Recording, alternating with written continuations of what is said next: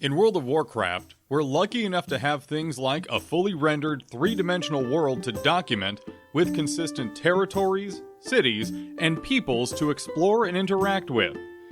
We have days worth of quest text to read from everyone from faction leaders to the most vital characters to everyday Joes and Schmoes just trying to get through their day. Sometimes we even get contextual events, backgrounds, and information on our spells and abilities. I'm looking at you, Frey Island, for my Berserker Stance quest. Unfortunately, for anything before the time of World of Warcraft and its vanilla launch in late 2004, we have to get a little more creative with how we distill the details of the world. And much of that time, that means looking at the most minute or insignificant details for any scrap of information.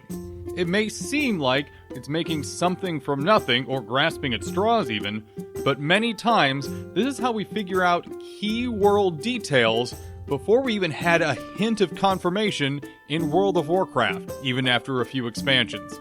Welcome to Ancient Lore, a discussion series where we peel back the layers of world building and story to examine, understand, and discuss where we came from in the World of Warcraft. Today's topic is distilling RTS game mechanics into lore and story. And as always, if you have any comments or questions, feel free to leave them in the comments section below or connect with me on my Discord. Let's set our ground rules for today's discussion. First off, we're focusing on game mechanics from the RTS games and how they build, support, and enhance the lore and world building of the Warcraft universe. We're not discounting anything in this case, as our resource pool is so small. Instead, we're going to be leaning more into the areas of speculation and theory crafting. This is more about showing the process of how I interpret RTS mechanics and distill them into lore for future episodes, rather than everything being absolutely accurate and locked tight. When it comes to game mechanics we can break down into lore, the original RTS was rough to say the least. Not only did the factions mirror each other for the most part, but also each campaign had little to offer us in the way of unique units or abilities. There are a few things we can glean, however, specifically around spellcasters and their abilities. Clerics, necrolytes, conjurers, and warlocks all give us interesting tidbits to look through. We'll start with the religious leaders, clerics for Stormwind, and necrolytes for the Horde. The clerics of Northshire Abbey spread the word of the light far and wide throughout the lands of Stormwind. Known to us as Azeroth at the time, they could both heal and harm with the light, giving us the first known use of healing magics in the game, as well as smiting. As odd as it sounds, smite here is just as important as healing. We'll come back to that later in Warcraft 2. Necrolytes, the antithesis of clerics, are the orcish practitioners of religion, the shallow replacements for shamanism after the corruption of the Burning Legion ran its course. Their abilities reflect this antithetical nature, relying on the power of shadows to harm and raise the dead. Within the context of the original RTS, we can easily extrapolate the basic nature of the light and shadow and their relationship to each other being polar opposite forces. While this may seem like a basic or obvious point to us now, before the later lore of the light and shadow was documented, especially with the Ashbringer lore, we had little concept of what the shadow was, or even what the purpose of the light was as a force for healing and vitality. In addition, showing that these forces were directly opposed to each other had a lot more meaning than we understood even into the initial days of World of Warcraft. Time for the offensive casters, the conjurers for Azeroth, Stormwind, and the warlocks for the orcish hordes. Some of the spells here can be disregarded, however I would like to point out major summons on each side, as well as the Rain of Fire ability for the conjurer. From the summons, we can actually glean multiple important details. Not only does it clearly show that elementals and demons aren't beings that are stable in our dimension if they don't want to be or aren't bound properly, but also they're creatures that take an immense amount of power to bring into our existence. We can write off the minor summons and especially the Poison Cloud spell from the warlocks, but Rain of Fire from the conjurers gives us some additional information. Besides the obvious show of elemental magic, it shows that the elements can be conjured as more than just individual instances, say a single fireball, and sets a precedent for how far magic can be pushed in the Warcraft universe. Blizzard and Flamestrike can directly tie their levels of effectiveness to this original Warcraft spell. A few other notes before we move on to Warcraft 2. The original RTS sets a few general precedents, such as knights having heavy armor, casters using robes and staves, and the concept of needing to supply and maintain your army through supply caps from farms. Supply caps, in particular, became both an important lore point in Warcraft 2, as well as a long-standing mechanic in many RTS games to come. Speaking of Warcraft 2, let's open it up and take a look at some specifics from the Tides of Darkness. Starting with not any unit, but the lumbermill, blacksmith, and the town hall upgrades and structures, we see a much greater focus on buildings to enable unit training and upgrades. This existed in Warcraft 1 for sure, but we didn't see units requiring multiple different buildings to unlock. This was the solidifying of deeper unit trees and upgrade chains, which we saw explored in Warcraft 3 much more deeply, as well as the beginning of the concept of professions that we see actively used in World of Warcraft. Lore-wise, we see how much the world is fleshed out, both in economics and infrastructure, and the need for supply chains to have these complexities, for settlements to have a certain amount of self-sustainability. Another important piece of lore that may seem like another, duh moment from Warcraft 2 is, during the campaigns, how structures are unlocked. While in Warcraft 1 and 3, where you just unlock structures as the campaign goes along, Warcraft 2 has a consistent reason and explanation for almost every single structure or unit you unlock during each mission. From the lumbermill and elven archers to ogre mages and paladins, as well as some very interesting backgrounds on naval units, I cannot overstate how stellar the mission detail writing is for Warcraft 2. It would take me an extra 4 or 5 minutes just to peel through all the background information that we get from these. So, I would very much recommend playing through Warcraft 2, or at least watching a playthrough when you have time. With the actual units of Warcraft 2, we're again going to focus mostly on spellcasters, as otherwise units are just mirrors to each other. Although with the Troll Axe Thrower upgrades, we get an important detail. We'll start with paladins, as we have 2 major points to focus on: their weapons and their spells, details of which we'll be laying out now and using later on in this piece during the Warcraft 3 discussion. I'll begin by pointing out that, unlike any other units, paladins and knights singularly use warhammers. We can assume this has some significance, although we really only see that during Warcraft 3, and is something I'll expound on later on. Their magic, based solely on their faith in the light, is used both offensively and defensively. Holy Light is a powerful healing spell, but for some reason can only be used on units other than the casting paladin, which is an odd restriction to put on the spell, considering other units can self-cast depending on the spell and context. I choose to see this as a key indicator of what we see in later paladin lore along with their order, the Silver Hand. The selflessness that it takes to be an effective practitioner of the light and eventually be a judiciary for the nation of Lordaeron is expressed in forcing paladins to expend their powerful healing on others and not themselves. In addition, while they can use the light to expel the undead from our world through exorcism, the paladins were not allowed to use the light to harm others, unlike Northshire's clerics, as mentioned earlier in this piece with Smite. The strength and training imbued in paladins was already immense, and combined with the mechanics from Warcraft 3, we see the continued importance of self-restraint, and what happens when that restraint is tossed aside like a discarded weapon. Taking a look at mages, the updated conjurers for the Alliance, we have a pair of spells that I think are important to take a look at. The first is Blizzard, a continuation of the conjurer spell Rain of Fire, which sets a precedent for what arcane magics are. While we call them arcane magics, this is a general term that refers to a category of magic use that includes fire and frost. This helps delineate arcane magics from elemental, holy, fel, or necromantic magics in the long term. In addition, from mages we see the quintessential spell of polymorph. which, in addition to bringing an entirely new style of spellcasting, is just a hilarious and fun spell that's a staple of arcane spellcasters for the rest of time. On the Horde side of things, Death Knights give us a lot to look at, and we're not going to give it the full duration it's due here because of how much it gets into their later iterations of Death Knights. See what I did there? With that being said, we see many staples of necromantic and death magics in the first generation of Death Knights, from Death and Decay to Death Coil to Raise Dead to Touch of Darkness. Touch of Darkness and Raise Dead reinforce the use of Shadow from the Necrolytes that these Death Knights were raised from in one of the first major throughputs in unit consistency in the franchise. And it helps define the use of offensive shadow magic in its pure form. Think later spells like Mind Flay or Mind Blast from World of Warcraft.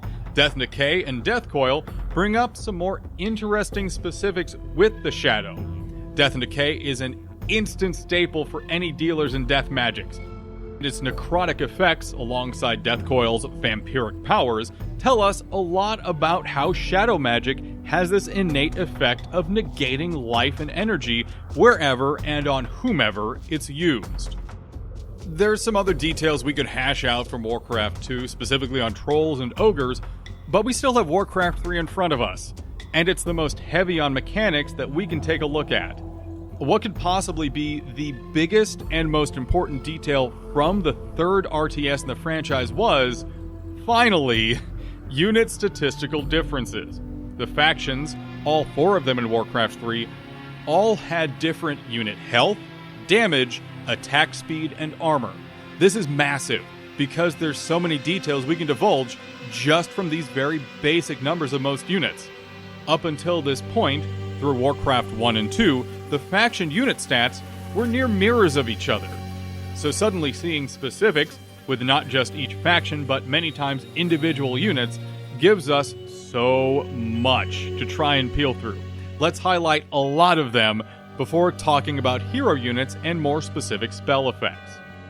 On a very basic level, seeing health and damage differences between units gives us some very clear indications of strength, size, and power comparatively to each other.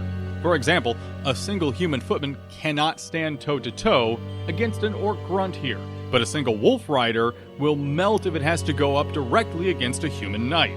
We see levels of armor and stamina coming into play as well, with steam tanks having immense damage reduction due to their hefty armor plating, especially compared to something like an Abomination, which relies on its immense health pool just to absorb damage.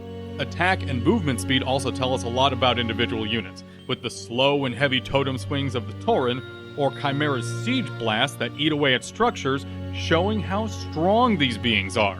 On the opposite end of that, creatures like ghouls or the machine guns strapped to gnomish flying machines show incredible attack speeds that come from very different places, but result in the same shredding effect under the right circumstances. Even the upgradable range of the Dwarven Rifleman gives us a glimpse into how these revolutionary weapons function and allow us to ask the question, why didn't we see them in the previous war? I would encourage everyone to play Warcraft 3, because this really only scratches the surface of unit differences, which does a lot of good to lay the groundwork for a lot of deeper details for World of Warcraft and the universe at large, especially when you start to take a look at unit upgrades and unique unit spells and abilities. These are sometimes minute details that give us so much to work with when it comes to quantifying the world, and something I plan on referring to regularly in the future. Speaking of upgrades, let's take a moment to look at those, specifically weapons and armor upgrades. While we had weapon and armor upgrades through the original RTS games, only in Warcraft 3 do we have specific names associated with them.